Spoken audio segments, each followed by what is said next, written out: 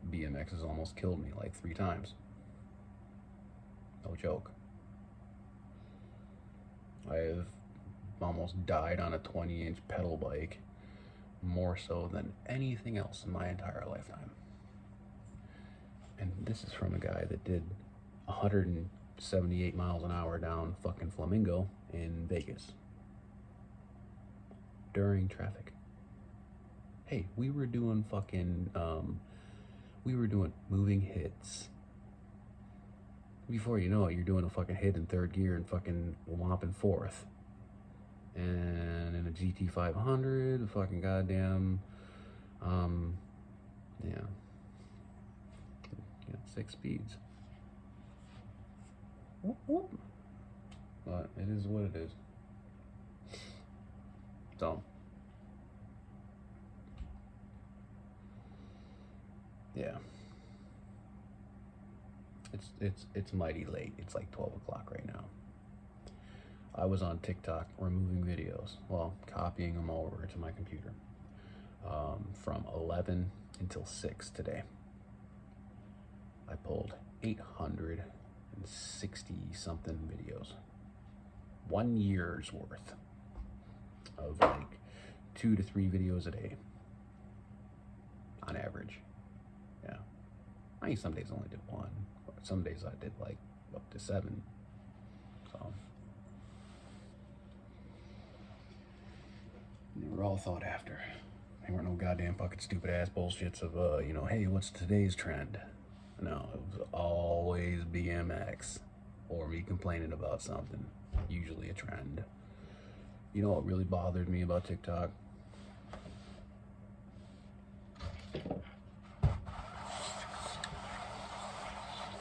Yeah, those live feeds. Fucking cock, man. I just want to reach through the fucking screen and strangle them motherfuckers. If you ever get on TikTok and you come across one of those, you'll fucking 100% agree with me. And be like, how the fuck do they got all these people here? This fucking shit's annoying as fuck. You gotta be tripping on some fucking acid. I don't know. I think it would be a bad trip anyways. Anyways, we're rolling up on 30 minutes, and I don't think anybody's gonna fucking last this long anyways. So, if you did, thank you. If you don't, whatever. The first 5 minutes, you get the fucking whole goddamn drip, the whole goddamn thing. And plus, you get to see the money shot of $15,000 behind me. Yeah. What? Why do you think pros have good bikes? So we get good deals.